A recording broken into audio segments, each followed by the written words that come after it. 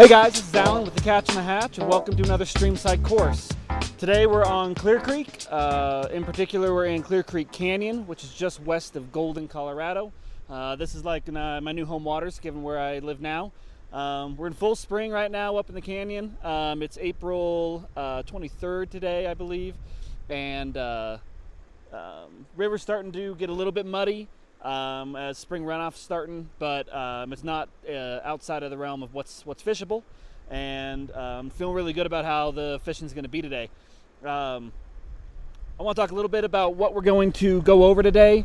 On a small creek like this, we want to spend a decent amount of time figuring out our location and our presentation, and fly selection is typically kind of takes a back seat. I do a lot of online entomology courses and fly selection courses on my site, and they are important, but typically on a small stream, they tend to take a back seat a little more often.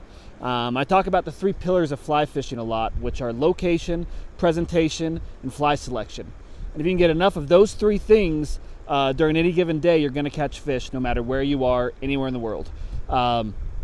So in particular today, given that it's spring, we know typically what's kind of on the menu right now. I've seen some caddis flying around already, partly overcast day. We expect to see some blueing olives, some midges, and some caddis. From a seasonal perspective, that's what you can expect. Down below the water, you can also include all the nymphs, pupa/emergers of those insects, as well as some stonefly nymphs. So there's a lot that could be on the menu, but those are most of the major things that you're going to find here in Clear Creek in particular. I've chosen this spot because it's a hole that I've wanted to actually just fish for a long time. I never have. It's one of those you see off the road that as you come around a corner, you're really wanting to fish that hole. So I decided to come and try it. We're going to start here and work our way upstream to a nice big run that's probably about 300 yards away. So we're going to try and fish that in probably a 30 to 45 minute period. I'm going to film as much of it as I can and show you guys exactly what I'm doing, why I'm choosing certain areas, why I'm fishing certain areas, and the presentation I'm taking to achieve a good drift in those areas as well, to hopefully catch a few fish. So let's go and dive into it now here. I'm going to switch over to the up camera. We're going to do a little, might do a little bug seining, or we might just sit down for a few minutes and just kind of observe what's going on before we make some more decisions about what we're going to tie on for the day. All right, guys, so we're starting out here on this hole. Beautiful hole. You don't usually get holes this big on Clear Creek. Usually a lot more pocket water, which we'll fish here in a moment. But this is kind of that one hole that I saw that I said I've been wanting to fish for a long time. The flows are up already a decent amount. The water's moving pretty quick out here through kind of the back section. It gets pretty shallow and fast. But it is nice and calm over on that far edge along that rock bank. And then definitely nice and soft up here. So really, the first things I'm going to talk about here is I've kind of chosen a place to fish more so out of my inclination of, seeing a spot that looked good and fun to fish. So it's a good place to start, especially when you first get to any rivers. Find something that looks fishy and feels good. And then as you start to fish, you're going to start to find some patterns. You're going to find them in deeper holes like this, or you're going to find them in faster riffle water, or in long runs, or up against some tight structure. And as you find those patterns throughout the day, start to hone in on that area. Ignore the other areas of the water and focus more on what's producing time and time and time again. If you can do that and repeat that success faster, you'll catch more fish for the day. So whenever I get on the river, that's the first thing I do, is kind of figure out just some general location, and then I start to think critically about what patterns I'm going to be seeing in the location aspects of things. It's a good weather day, very slight breeze at my back, overcast clouds, really everything you want on a good fishing day. So we really hit the weather right so far, at least for the next hour or two. So I'm not too concerned about that, kind of checks those boxes. The next thing to talk about a little bit is about presentation, and more so where we're going to cast within the river here. A lot of people probably start back here in some of this faster water, and it certainly could work. We might make a few casts back in here. But where I think most of the fish are still going to be are going to be right on the edges of that fast water and where that slow water is. You can see that foam line coming down. Very often, we say in fly fishing, foam is home. And that's just where the insects are. It's where the food's coming down. That's usually where the fish are hanging out, or in that softer water right along as that foam pushes out along the sides of that softer water. So are the bugs and the trout are there. So we're going to kind of work those areas. We're going to work this inside seam here left, and then I might wade out into the river kind of partially and try and see if I can fish that far bank a little bit without too much trouble. I'm not going to spend a ton of time per spot here. A hole of this size, given how big it is and what room there is to fish, you know, maybe 15 minutes maybe in this hole would be a long period of time, and then moving on. But you always want to try and keep moving, especially on a river like this. If you can be hitting more and more spots with fresh casts and fresh fish, you're going to be catching more trout overall through the day. So that's our overall strategy that I typically always do. From a presentation standpoint, I can talk about dries or nymphs now and whether or not I choose one over the other today. I'm seeing some caddis flying around. I've been out here for about 5 minutes or so now, talking, looking, getting rigged up on what I'm expecting. And I'm just not seeing anything rising or really working. No blooming olives coming off. I'm really just seeing caddis, if anything. Not really any midges either. So I'm still thinking that most of the action is going to be subsurface. So I've chosen a couple of nymphs. And I'll show those here in just the next shot. Or actually, I can go ahead and include it here now. But I'll show you guys what I'm fishing in particular. So that way you guys can kind of see. I'm fishing a nymph rig with a New Zealand strike indicator.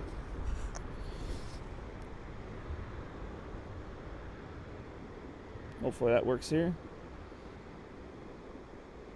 All right, so the rig that I've chosen, at least for this hole in particular, is a 2 nymph rig. I'm using a New Zealand strike indicator here. And then I've got a Rainbow Warrior. Sorry, a little hard to do all this with the phone in my hands. But chosen a Rainbow Warrior for the bottom fly. And this is like my go-to confidence pattern these days. It just seems to work so well. Imitates a lot of different things, especially in orange. This time of year, when stoneflies are starting to be more active, trout seem to like flashy bugs in this river in particular, and I've just always done really well with orange. It's a jig-style nymph, so it kind of floats up like this, and the fish just really seem to like kind of this soft tackle look. So it's a good place to start until I figure it out. If you don't have any evidence of what the trout are going to be eating, starting with kind of a search or an attractor pattern is a good place to start. I'm dropped about 24, almost 30 inches between my first fly and my strike indicator. And then I've got about another maybe 12 to 16 inches between my bottom fly. So that's what I'm going to start with. Let's go ahead and move to where we're going to start fishing. So no reason I don't want to overlook any of this water here just right in front of us. This slow water coming out here, fishing kind of the middle part of that is probably where we want to start. And so from a casting perspective, I like to just get my line out there first and kind of let it get downstream, or even just roll cast it downstream. Then I do what's kind of called a water load, where you got your correct amount of line out that you want. You're gonna lift your rod tip up so your flies and most of the stuff's kind of out of the water, so there's not any drag. And then you're just gonna take your rod and you're gonna fling it right where you want your flies to be landing and point that direction, and your flies will land there within reason. I was a little bit there too shallow, so if you land too shallow, come back, cast again. Still a little shallow for me. I want to be about another 5 feet to the right and about 3 or 4 feet forward.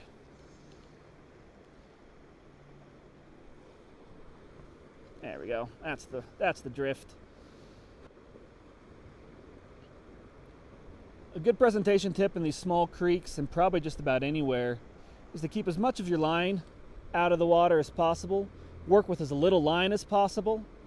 As you can see, I maybe only have 5 to 7 feet of my fly line out, and then I'm working with like an 8-foot leader. You just don't need that much. People kind of put too much line out there. Instead of taking a couple steps forward like I just did, they just pull out another couple feet of line. And it's way better to work with less line and not have anything going on, too much slack out there, because when that fish eats your fly, the less line you have out there, the better chance you have of getting a hook set and landing that fish quickly.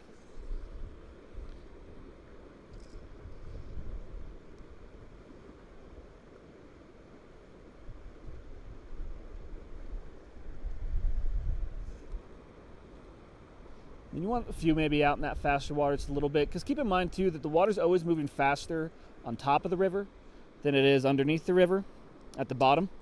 So having your That's, one of the big reasons that a lot of people do Euro nymphing or Czech nymphing, whatever you want to call it these days, because that water is going to drag your indicator pretty quick across the top of the water, and your flies are moving at that same rate, even though down below the water is moving at a much slower pace, and that's what the fish are expecting those nymphs to be moving at. So your drift essentially is not moving at the pace that the fish are expecting. You don't get as good of a presentation, not as long of a drift, and a few different reasons for it. So we may switch to that here in a few minutes and just kind of try that.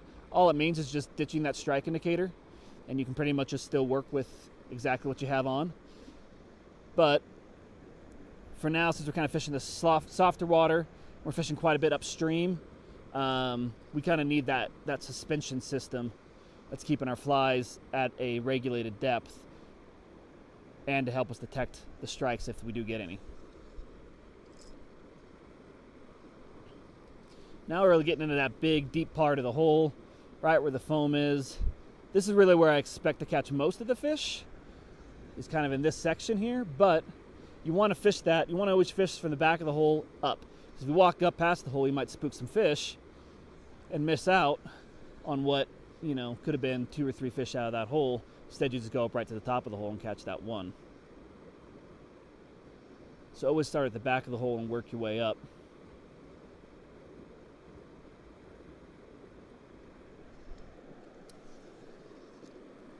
Take a step forward here. That's such a good spot here. This has got to be pulling a fish out, I would think. If not, I'm going to adjust my rig. It's been 10 casts, so I'm thinking I'm not deep enough. I can't see the bottom here. It is a little murky, but I can't see the bottom. So I'm going to go up about 12 inches and try again. Before switching flies and before messing around with your rig, or messing around with your flies or adding more weight or things like that, typically I like to just go a little deeper or a little more shallow, kind of based off of... fly move there. Could have definitely been a fish. Excuse me. So it's good to go a little deeper, a little more shallow, based off of where you're fishing in the river. Try that first. Then you can always add a little more weight maybe, and then kind of your last ditch is to go ahead and try some different flies. Especially when like I said, we're fishing in a place like Clear Creek. The fish aren't as picky on flies most of the time.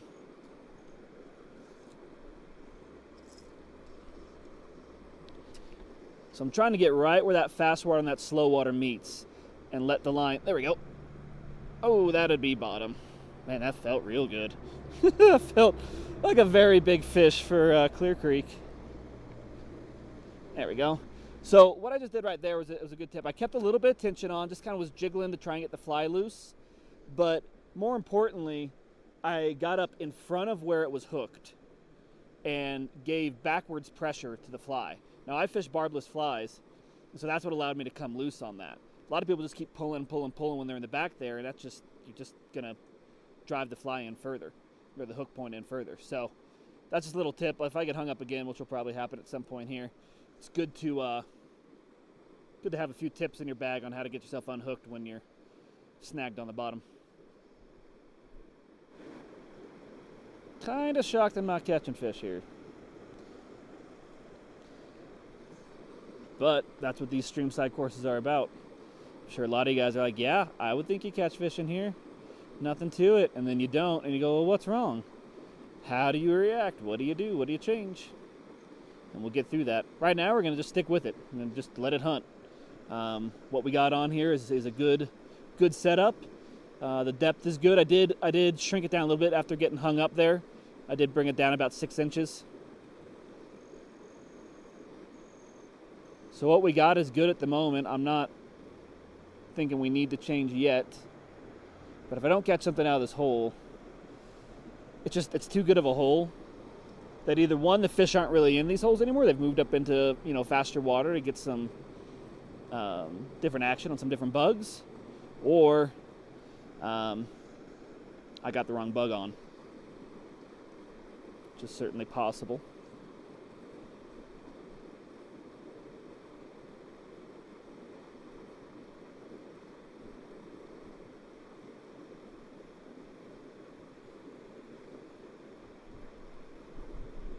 So I can kind of see my strike indicator kind of bumping bottom just a little bit, slowing a little here and there. So I don't think my depth is off at this point. I've kind of adjusted that enough.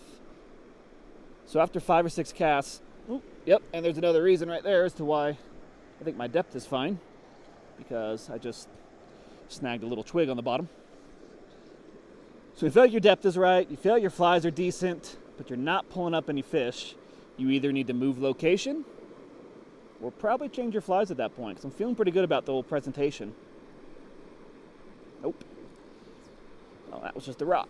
So hitting the bottom pretty good. I'm going to try and get a couple casts out here in that little bit of that faster water. Then we're going to try and fish that rock bank real quick before moving on to the next spot and or switching up flies, which certainly could be an option here. We really should have caught something. I'm going to move back down river just a little bit here, kind of fish this back hole.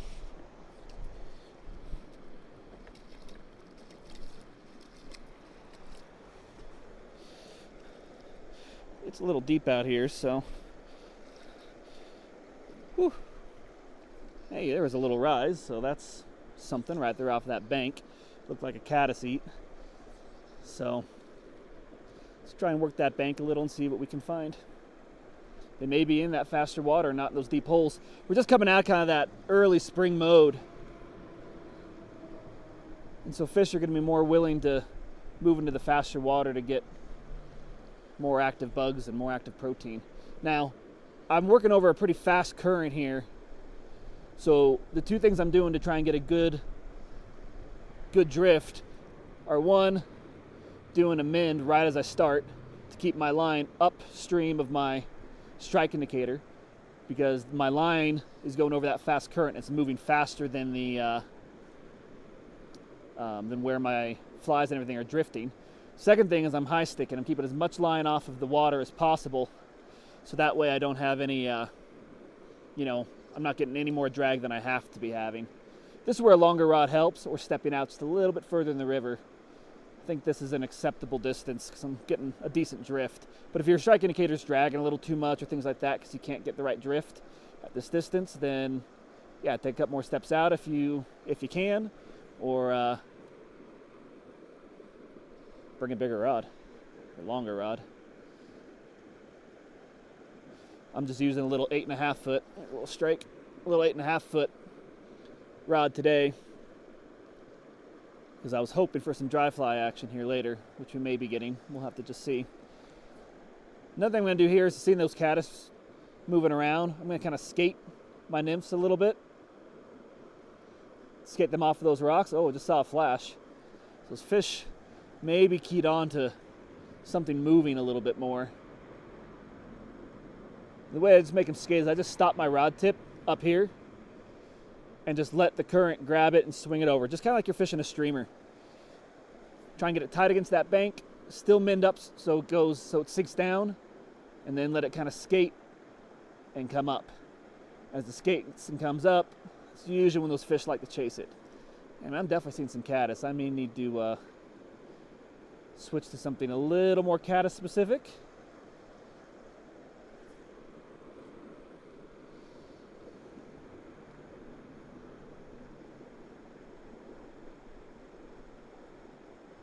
Saw one flash and that was it. So I either am fishing the wrong flies at this point, which I'm starting to kind of think I am, given that I'm seeing a lot more caddis happening. Saw that one fish rise, which you may or may not have seen on the camera.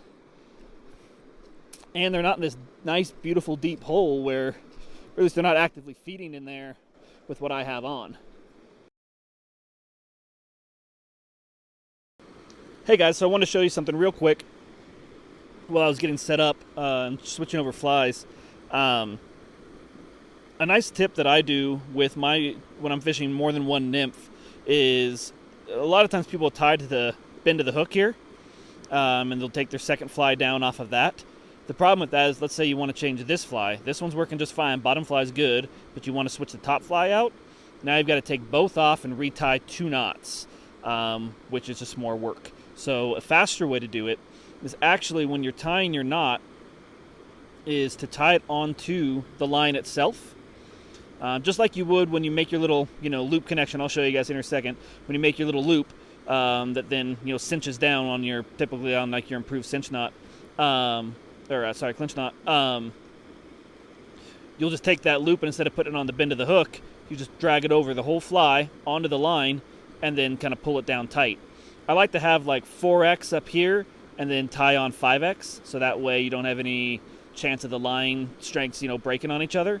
But for the most part, I've even done 4x to 4x and, the same tippet, and I don't typically have many issues. And then what's nice about this here, as you can see, is I can just pull. Oh, hold on.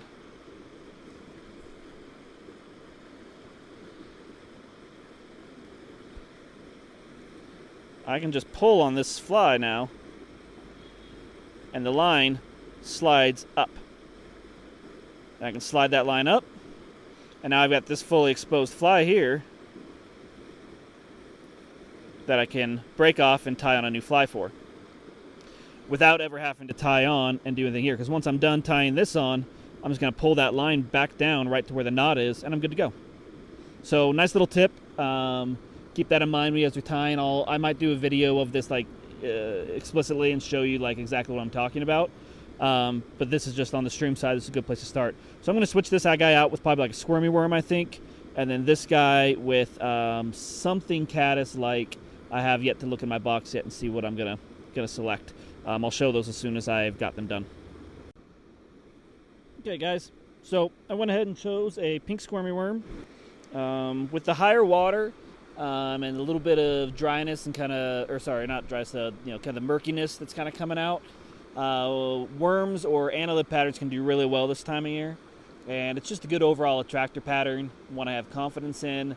And since we haven't figured out exactly what they're eating yet, figured why not have one on and just see if something develops from it. The other thing I stuck with too was more of an impressionistic kind of hare's ear here. This is going to kind of imitate potentially some sort of caddis as well as kind of the black being more visible in darker water, and if those little black stones are still moving around, I would suspect this would be on the menu. So there's a little flashback on there too, just because it's actually the only one I had. So let's see if this helps any better. Not worried too much about size at the moment. If we have to get a little more technical here on our next go around, then we will. But right now, I'm kind of hoping just some bigger and easier to work with patterns are going to work. So we're going to go up and fish this log up here and see how we do with it. Okay, new hole, new opportunity. So a couple things. When I approach a new hole, I'm always going to look for where that fishable seam is, where the best water to approach is, and then approach it from the back and work your way up. Right now, this is kind of where the hole ends. Gets pretty quick back in here. Nice and slow right through in here. It's some nice turbulent water coming in here. So even if the fish are eating the bugs, the fish are likely eating the bugs that are coming out of this fast water down into this nice area. So there's some good opportunities here. We may fish tight against that log. I'm not sure yet. Depends on how much I want to lose my flies, because it's actually pretty tight and there's a lot of debris in there. So the most fishable water is here. If you just kind of watch the pace of the water, pick a bubble or pick something on the top of the surface and follow it down, and you're going to kind of learn there's certain paces and speeds to water that are more fishable. And then when it gets over to here, where the water gets more shallow and it goes from deep to shallow, that water speeds up. And often the fishing's not as productive there unless the fish are actively, working in that area that you can see. Typically, that's slower waters where they have to put in less effort to get more food, and that's always a good thing for the trout who are really just eating to survive. So my first approach is not to get too close, but with the murkier water like it is right now, I can get about as close as I want probably. And that's a good thing if you can, because if you can get a little bit closer, you don't have to have as much line out, and you can get a better, more accurate drift. I've got a decent amount of distance between my first fly, probably about 2.5, maybe almost 3 feet. And then again, probably about 14 inches down below in that second one. So switched up flies. I'm going to take a step up here and just see how we do. Not much around me as far as, trees in the background or things like that. So we've got a lot of room to just make some nice, comfortable casts. And that's always a good thing to think about too before you start casting, is if you're going to set the hook, where are you going to set the hook? And is it going to be in the way of, any any debris. And if it is, then, you know, watch out. Make sure there's not anything behind you that you're going to get hooked up on. So, I just said that, you know, I shouldn't fish the top of the hole first, right? And I'm not quite doing that. There's a little bit more I can go up into. But given how fast the water's moving, I'm trying to get my flies down deep enough. So even though I'm casting up here, and I may catch some fish within this area, I want to try and get my flies down deep enough by the time I get back to this area, right, pretty much right here to right here is really the zone I'm trying to catch fish in. So I cast up ahead here to try and get down a little bit deeper. And that's really the main reason why. I'm going to take one more step up here. The way this hole's kind of working is most of the fishable water is as I step forward, that's actually where I'm going to be able to get more. So it's not so much fishing upstream because you got all that pocket water that's developed right there, but instead fishing a little bit closer to that main current is going to be where you progress in the hole.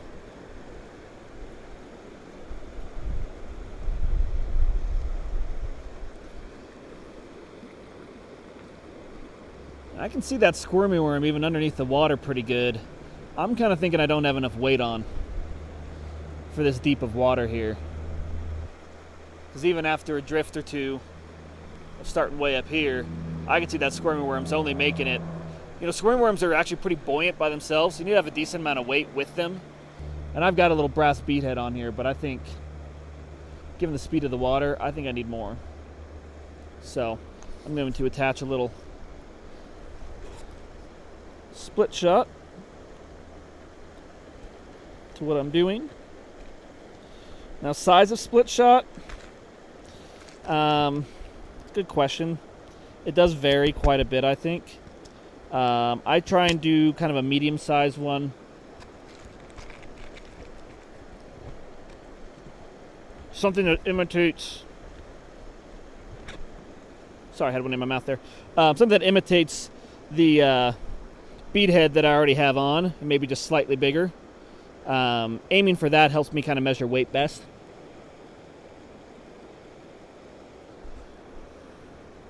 So if I have one that's kind of the same size, which you may or may not be able to see on that camera there, that's probably like 1.5 times bigger than my bead head that's on there. That seems to be kind of a good rule of thumb for me, as I kind of aim for that size. And I use just one, helps get it down deeper to start, and then you can add more if needed, or adjust from there. But we'll take a look here.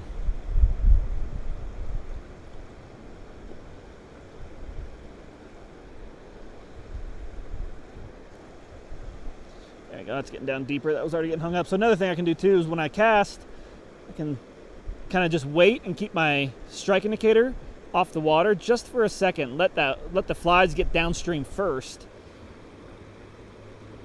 and then drop my fly down like I did there. Drop my strike indicator down to drift. So that's going to let the flies get ahead. They're going to drift more naturally and not get drugged by my strike indicator. More bottom, man. All right, so again, move upstream.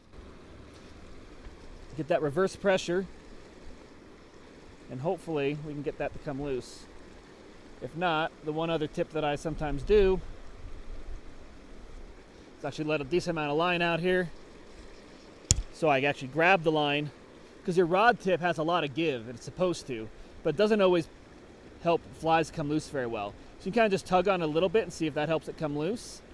The other option is to kind of pull tight on the line here, and then with your finger, you grab the line, apply some pressure so it kind of makes a little slingshot, and then you let go so it kind of snaps the line down into the water. And that can help. Sometimes it sends the shock all the way down to the fly and the hook and helps break it loose without breaking off your fly. This doesn't appear to be doing it though, unfortunately. So, at this point, instead of pulling with your rod, I just get in with my hand here I'd go in and try and dive after this, but that's pretty deep. It's not gonna, oh, felt it give. It wants, oh, yeah, boy. Got me a marlin.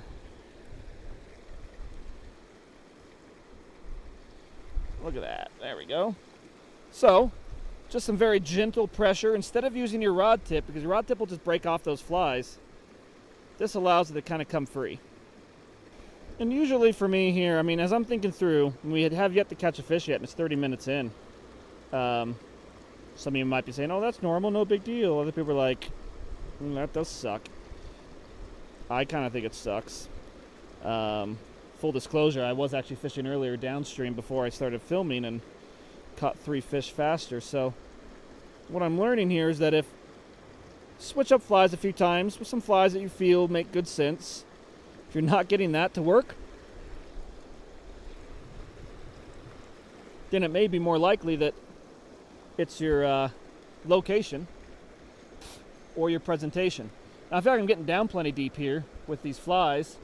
Clearly, just got hung up on the bottom there. So I'm not so sure if that's as much of the problem as it is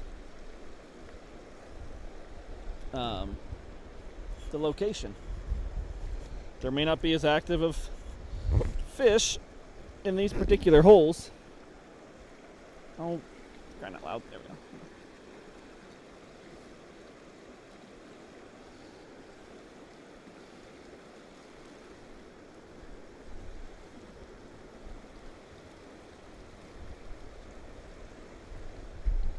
This is what I would have hoped. So sometimes it's not a matter of, hey, your presentation seems like it's going pretty good, you're getting down deep, you're getting good drifts, you know, don't second guess yourself too much and try and, you know, find that perfect fly every time. Usually a second, third, and fourth choice fly will work just fine on a lot of rivers. I mean, fish are eating more than one bug at a time. It's not like it's just one bug. Sometimes it is, but most times it's not just one bug. So instead, it's better to move some location, cover some more ground. We've fished 2 deeper holes now with deeper water, and they're not seeming to be liking these holes. So maybe we need to move elsewhere, which is what I'm feeling. It's so hard to pass up holes where they're so deep and you don't know what's down and in there. You're just like, I know there's a fish or two. I mean, you know they're in there. You just kind of feel like you're missing something. So you tend to kind of do what people call, or at least what I've called or heard it called, it's called rootitis, where you're rooted to the river, can't move, you just keep doing one cast after another, it's not working, it's not catching you fish, so just move on. Oh, I'm catching sticks in here, so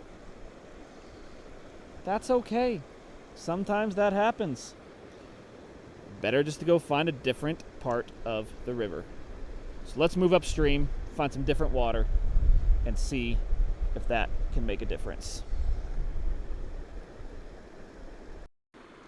So just spent a couple minutes kind of looking around in the water and sitting and just taking a break for a minute, because to be honest, fishing's been a little tough right now and I haven't been able to figure it out yet. So when that happens, I usually take a break for a minute, sit down, look at the water, see if we can't figure something out. I've come to a new section here that's a lot more shallow water, so my nymphing rig is not going to work. I'm just going to get hung up on the bottom too much. It's too deep. I'd have to kind of switch everything up anyway, so I'm going to go ahead and switch up flies. I'm going to do a little small little tractor pattern up on top, and then a some sort of midge or olive looking bug, or even that rainbow warrior perhaps on bottom. I'll show pics here once it's set up on what I've chosen, but I'm going to switch up to more of a dry dropper route. I am seeing off of the banks here, right in the shallow water, there are some fish that are starting to rise. So the fish, I'm seeing enough evidence that I think the fish are actually moving up into the shallower water, on the edges, on the banks, looking for the caddis, looking for the insects. They're not in those deep holes just hanging out, hoping for something to come down. So time to switch up my presentation, a little bit of the location as far as where I'm fishing, and even the fly selection in this case as well. So it's important to step back, take a few minutes, look around at what you're seeing. I've seen 4 fish rise against this kind of small rock over here. or that big rock actually against that far bank. Seen fish rising up in there, and it just gives me enough evidence to go, when I'm seeing these bugs flying around, some midges on the rocks, there's enough hatching and moving that fish should be eating what I am throwing. But I think I'm throwing too many attractor patterns and not so much some impressionistic or imitative patterns.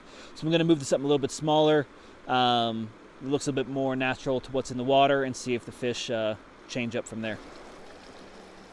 Okay, so I switched over to a dry dropper setup, and I'm throwing a small missing link caddis, which is definitely caddis looking, but it's got an olive nature to it and can imitate mayflies this time of year, and a few different things. So it's just a good all-around kind of bug that can be imitative, but also pick up a few different things for the fish.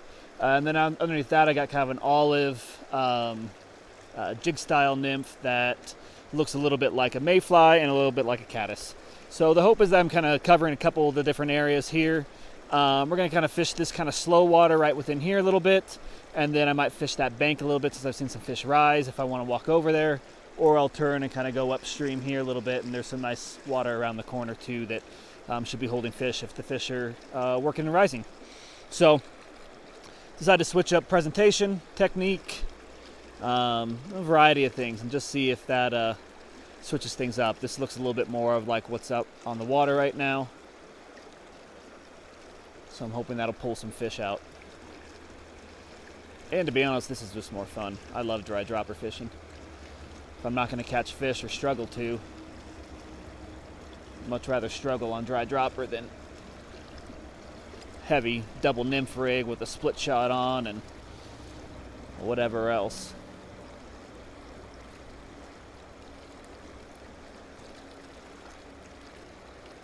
So in this faster pocket water, I mean, you can use some discretion here, but I'm thinking, oh, there's a little take right there. What do you know? 10, 15 casts. They're good drifts. Working your way through that water. Should be more than enough to either pull up a fish like that. I think I had one hit my nymph a second ago earlier too, so my dry went under.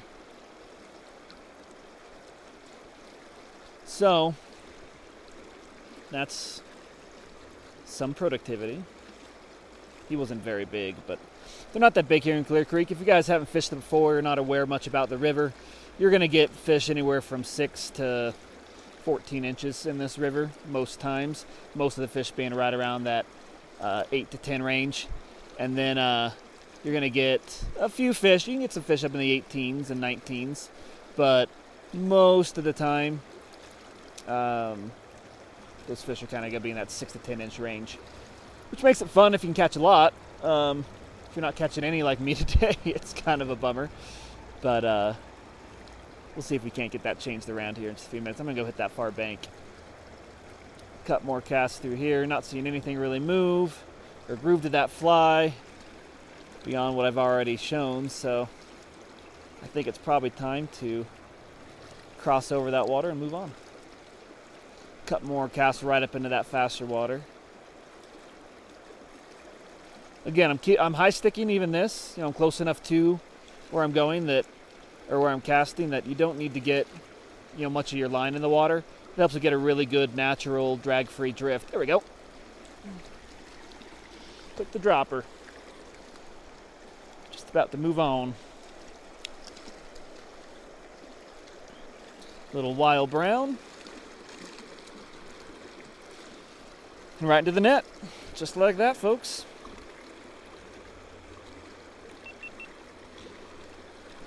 Only took me like 30 minutes. So easy. Oh, cool. And the fly just popped right out. So, there's a little brownie.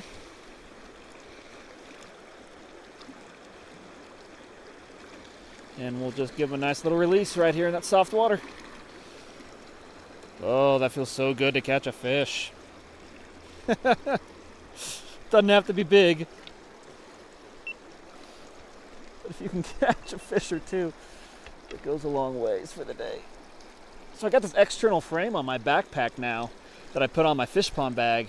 I can put my net on the side, and it is so much nicer.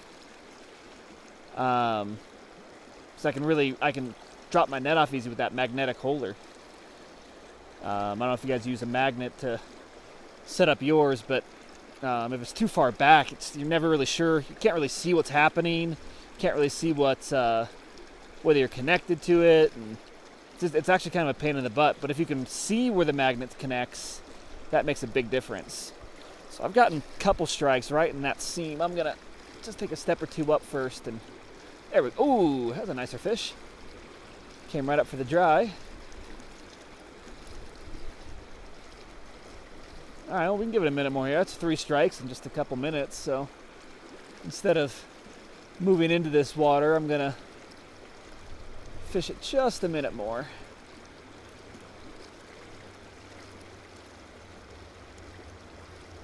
Sometimes I'll do this too after I've done a few casts through the area. If it doesn't seem like it's producing, I just very gently make tension with my caddisfly and just wiggle my rod tip ever so lightly. Just a little jiggle. Just makes the caddis look like he's kind of skittering.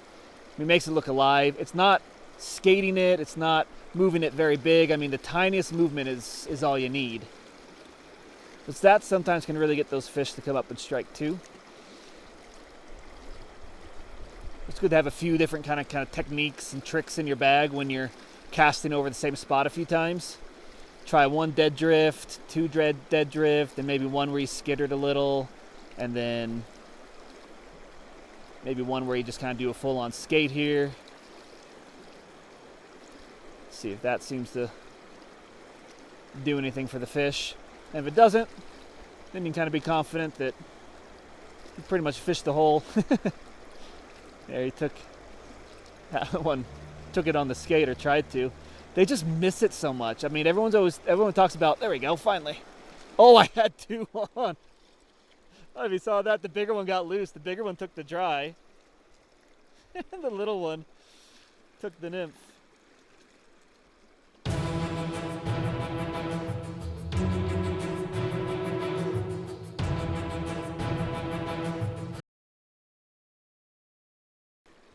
So, people ask me sometimes why I use a net on such little fish, and it's just for their benefit. I always wet my hands first. Get your hand wet in the water, then you can grab that fish. Try to use barbless hooks. Goes a long way. So, just a little brown. A little 6-inch brown. Nothing much to that. But, that was too funny. Why the fish took both at the same time, I don't know. Can't we all just get along and take turns? So when I skate it, I normally won't put any like fly dressing on it, because it just sinks all the time anyway. From skating it, it's kind of messes with it, so gets it all wet anyway. So, and you're not needing it to dead drift.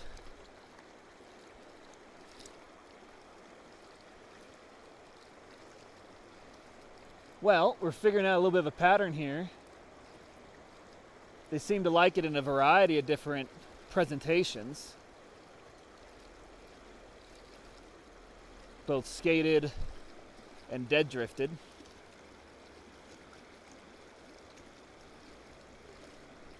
So it's just a matter of what we want to do to catch a fish.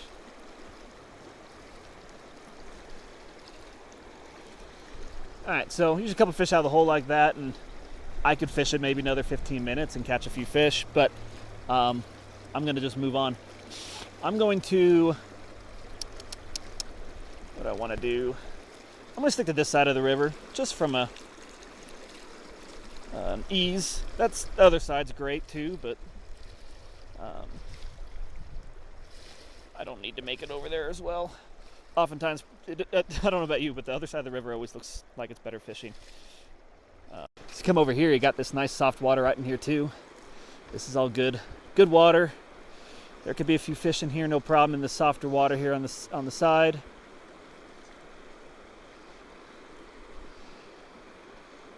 So my dry fly is sinking a little. I use Doc's dry dust. You can use Frog's Fanny. It's a fly duster, right? So it's dry dust that you take, unscrew. It's got a little feather duster on it. It's got this little, who knows what it is, some sort of cocaine looking powdered sugar medley. That dries out your fly nicely. I keep it in my pocket when I'm dry fly fishing a lot, because you'll pull that out and do that every 20 casts or so, or after a fish, or when your dry gets drowned a few times. So then a couple dry fly casts, false casts back and forth to kind of get things up and going and dry again, and then off to the races. And again, in this kind of fast water, you'll get fish to eat it in the first few casts usually, and if not, might as well move on, because there's plenty of water to fish.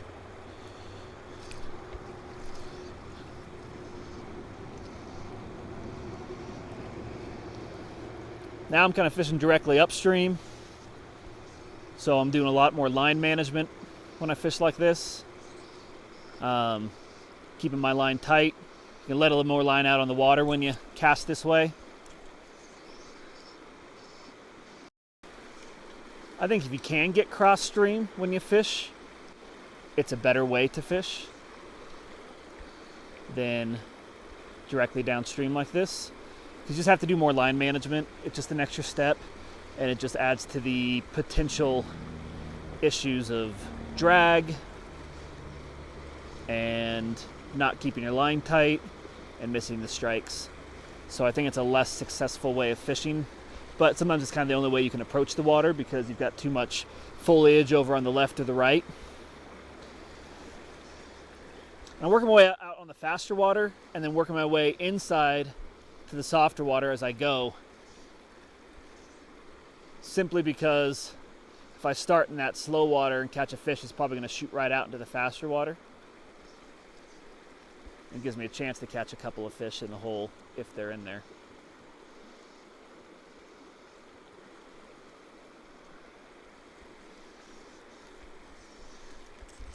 A little more line out. One thing I don't like about dry dropper fishing is anytime your dry goes under, sometimes it goes under just because it hit the bottom for a second, but you got to set the hook, because you don't know if it's a fish or not, and I'd say at least half the time it is. So you're just never certain. You got to set the hook a lot more. Dries, if you go like a double dry, like a little midge dry behind this guy, it's kind of a fun way to do it, because you'll see the fish eat every time, and you'll know if you have a fish or not. You don't have to worry about your dry going under and wondering what's going on with it. And gonna probably get hung up there. There's a lot of debris. Alright, that's like 5 or 6 casts. That's more than enough. That was just fun. Let's move on upstream. Okay, we are now up at the hole that I was looking forward to fishing earlier today, especially with a dry dropper. The reason why is because you got this kind of just medium current, just deep enough water to hold a fish where they feel safe, but shallow enough that they're more than happy to come up for a dry.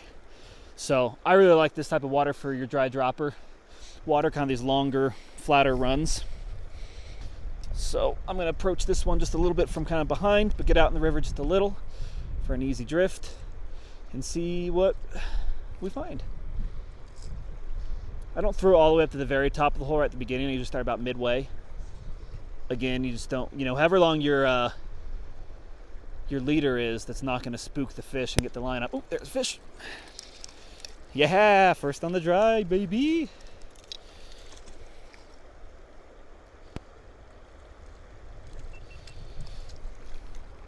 There we go. All right. Great, get my hand wet as always. And look at that. Caddis eats. That's springtime. Right in the top of the mouth. And he was like right across from me too, so funny how that works. He wasn't scared at all. Here we go. Done there. Oh, I wasn't recording on the camera, guys. I'm sorry. Not on my net camera, at least. Whatever. You guys have all seen an 8-inch brown trout. Alright, so what? That's 3 fish, 4 if you count the fact that one of those was like that double eat, but we won't count that. I like to try and keep track of how many eats I had, how many fish came up and ate my fly, because that helps give you a good idea about how many fish are actually like on that fly pattern. Whether you landed them or not, or even hooked them or not, is often not as important in determining what the fish are eating for the day. Now, as far as keeping score for yourself, some people hook it for more than 5 seconds, they count it. You got to have it to the net. Some people, it just varies. Just pick whatever you want. It's fine. Ever makes you feel good and is a good metric that you like to track, that's what you should do.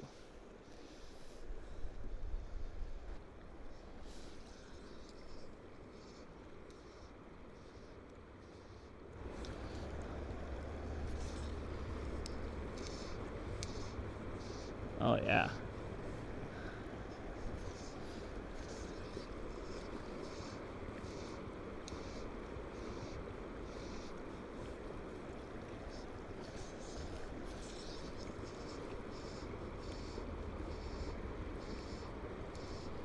This water's pretty slow. Those caddis, if they're not eating caddis, they might be eating midges or something like that, right? Probably in this slow water won't eat my fly if it's not spot on to the natural they're seeing, but I could drop the nymph and go for I'm seeing a lot of fish rise. I think I'm going to switch over real quick, guys, and pause. I'm going to keep that caddis on point because he's easy to see, and he has caught at least 2, 3, 4 strikes worth of fish, so but I think they're eating something smaller. I'm going to switch over to Griffith's net, if I have one, hopefully. If not, then a little brook sprout emerger for dry, and I think that's going to help bring in a few more fish. All right, so switched over, kept my caddis on top, but switched to another dry, which is a little black brook sprout emerger. One of my favorite midge patterns. It's got a little foam wing on top, or a little foam parachute on top. And then just kind of your standard parachute without any tail. Fish just seem to love it. It's the right size and small. Fish seem to just really gravitate to it if they're taking kind of small bugs here in early spring. So we'll give this a shot and see how it produces.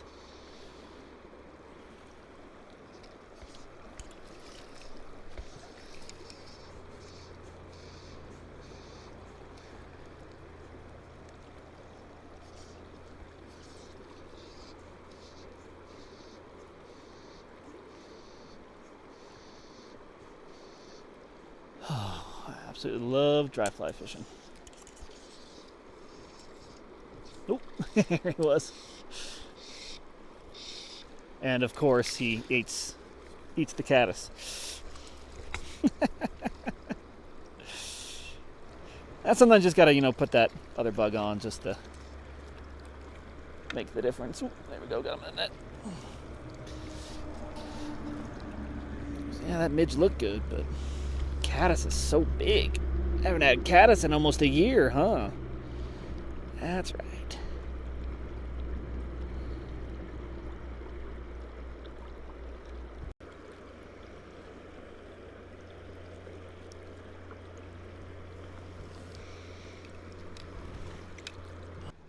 Awesome. Well, things are turning around real quick, right? So let's just take stock of what's happened here so far. I've had to change location. They're not in these holes. They're definitely off in this soft water in the runs, eating dries and probably small nymphs underneath as well. And changing up my presentation, my fly selection, and the location was all necessary. We started out completely wrong. And even though those holes look so fishy, they don't always produce. So you've got to cover some water and find what's working. And once you do that, you can turn your 0 fish day. If you sit in that hole for an hour and wonder why the fish aren't eating, and you switch your flies 5 or 6 times, throughout is the fish aren't even in that hole probably. Very few. There's way more fish right here in this little section than anywhere else right now. So you have to kind of keep that all in mind is it's not always one over the other. Oh, I didn't dust my caddis. It's not one or the other when it comes to fly selection was the ticket today or things like that. Sometimes it can be that way, but most of the times it's a good variety of covering location, changing up some presentation tips, and then finding where the fish are really feeding and active. I keep seeing fish after fish kind of rise and turn in here. They're small. You can see these little golden flashes, if you guys are probably seeing that. Let's see if we can't get one on the end of the line. Bring it in for a closer look for you guys. Yep, there we go. Took the midge.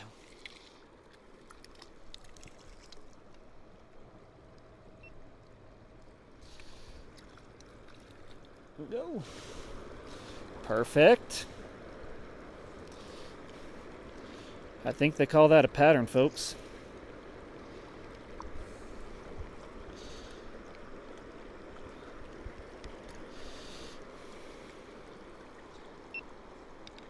All right. Well, I'm going to keep fishing this because it's good, and I'll keep filming. But I just wanted to kind of close out here. That's 4 or 5 fish, in my opinion, for a couple hours out here. That's a successful day. We have figured out what they're eating, how they're eating it, where they're eating it, and what to do. So if my batteries die or whatnot, then that's just how it is, and that's great. But we're going to just keep fishing and enjoying the day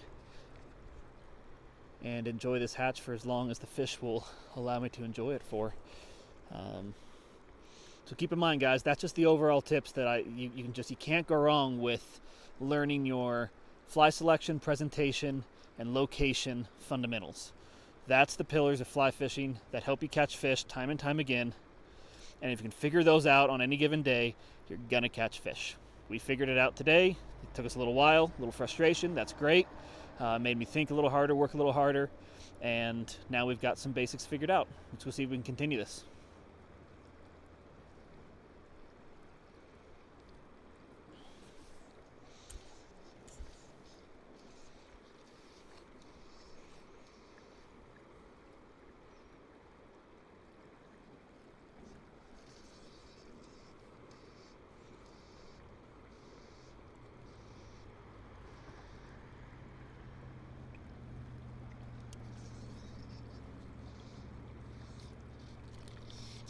Yuppers. Oh! Long distance release. Some people count that's fish, some people don't. I typically do. I mean, you hook the thing, you're bringing them in, especially these little fish. If that was a bigger fish, I probably wouldn't have counted them, but these little fish come off easy.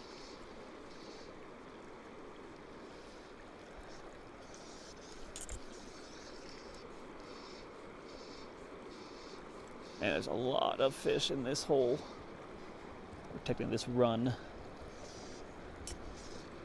It's kind of hard to know where to cast sometimes. I mean, it can all be productive. I kind of do a couple casts on one edge and work my way from right to left, left to right, whatever you kind of feel better about. Not too many casts over the same spot. A bunch of times. There we go. Porpoise the...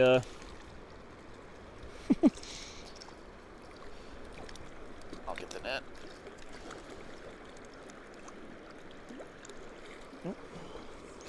Yeah, he porpoised on that thing. I'm not even sure. I mean, I think he maybe tried to eat it. He got it in his mouth. Kind of looked like he was just trying to drown the thing.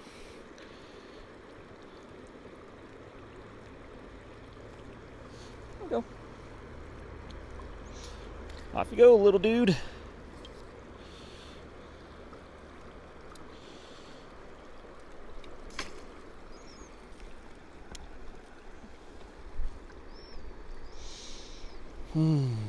That rain is starting to come in just a little. During the springtime, that's like just the favorite. We don't get much rain during the summer in Colorado, but we're getting some good stuff here this spring right now, and it smells so good. I don't know if you guys know this, but I heard this somewhere. You guys can tell me if it's wrong, but I heard that when you smell rain, it's like, oh, it smells so good. It's just like decomposing plant matter, which is kind of gross, really. So you like the smell of rotting, decaying plants, and that's what smells good to you. kind of weird. But, oh, another fish there. And this is going to be non-stop. They're loving this. Whoa, loving this midge. Let's see if I can just hand this guy.